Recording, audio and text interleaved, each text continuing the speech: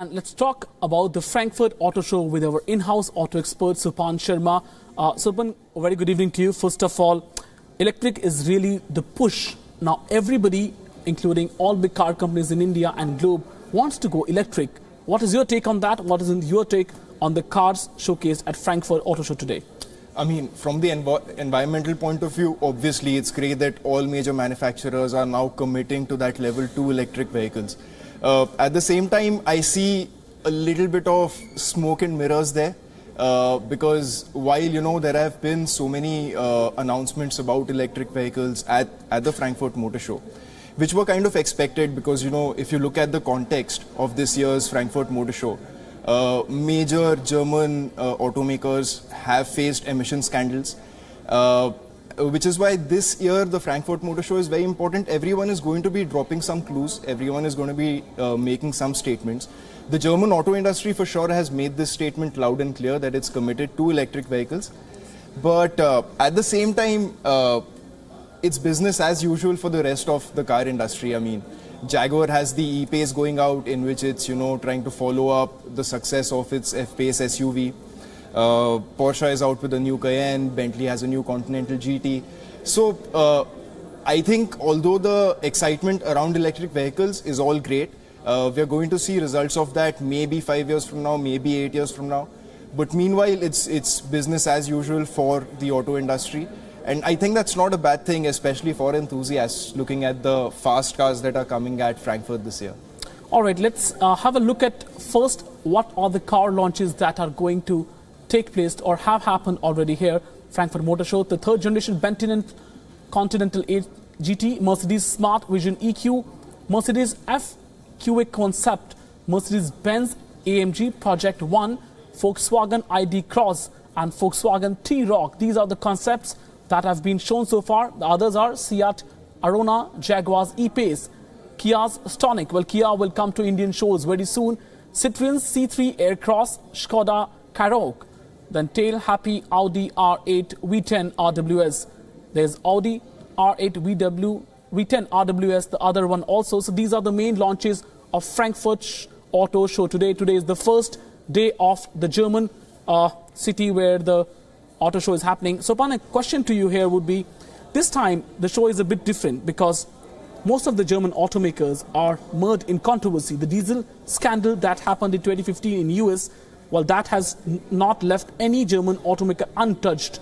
Volkswagen started with, later on, the news came that BMW and Audi, they all have colluded together to somehow bring down the emission levels, and they were involved in some kind of scam. So, clearly that thing is visible over here, and this isn't the electric push is more of an image makeover? What do you think about that? Maybe. I mean, I'm not doubting the commitment of manufacturers. They're making some really big commitments, not just in terms of technology, also in terms of money. But you have to look at the context. I mean, diesel has been a fuel that the German auto industry, which is also such a big part of the German industry as a whole, diesel has been a fuel that that the industry promoted a lot, and now the global consciousness is kind of shifting away from diesel. So the German auto industry, I think, jointly needs to present a different kind of a face. This is the home auto show for the German auto industry. So a lot of these could be statements more than real products that we can see in the near future. I think that real activity is happening in terms of the other launches. And keeping up with the electric theme, German car maker Volkswagen has announced today that all of its cars, the 300 models, will go electric by 2030, which means in the next around 7 to 8 or 10 years, all Volkswagen cars across the globe will become electric. The models will turn electric. That's one announcement that came in the morning today from Frankfurt Auto Show. Volkswagen, remember, is the world's largest automaker, and it is shifting away from combustion engines, and it's trying to draw a line emission cheating scandal has drawn. So Volkswagen is keeping up with its image now because it's want to change the image now, and it plans to go all electric. Electric versions of all 300 Volkswagen models will be launched by 2030. So that's big change for German car maker. In fact, it is the world's largest car maker. It will invest $22 billion on electric push also. That's a huge investment. This is because Volkswagen is shifting away from combustion engines, and Volkswagen is also trying hard to draw a line under emission cheating scandal. Well, that's one important thing which has happened over the last few years. It's forcing Volkswagen to go all electric. Car maker will plow another $55 billion into car battery technology, and very crucial part of overall electric car business.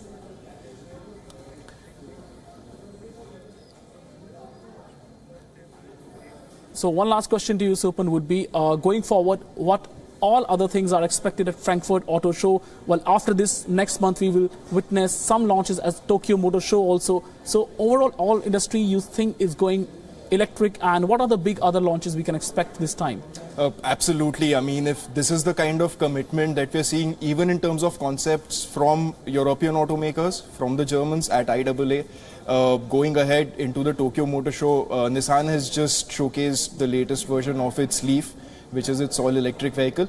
So the Japanese have also been doing a lot of very intense work over the years in terms of alternate fuel technologies and also in terms of electric vehicles. So I totally expect this theme of electric vehicles and alternate fuels to come up at Tokyo, and it's a good time for that to happen. It's very timely. All right, Supan, thank you for getting us all these details and having this nice discussion with us on Frankfurt Motor Show. But staying with auto space, Hyundai's plant in China has closed multiple times in the past 6 months, including another stoppage occurred this month. So that's causing a lot of woes for South Korean auto giant. Well, this is among a series of production halts Hyundai has witnessed as a result of vendor problems. The dealers in China also say they are losing thousands of yuan on everyday sale of Hyundai cars because of steep discounts. One China-based supplier has stopped delivering parts to China's Hyundai plants last week. Well, that part is air intake system, because of which the problems are happening. Well, it has stopped the part delivery because of delayed payments from Hyundai's local venture, prompting Guangzhou plant to halt production temporarily. Hyundai's vehicle sales worldwide, they fell 6% in August, the sixth consecutive month of decline. Net income, though, in the second quarter fell 51% to around 816 billion won, or around $80 billion. The company said it expected a tough second half of the year. Hyundai and Kia are expected to sell a combined 1 million vehicles in China this year.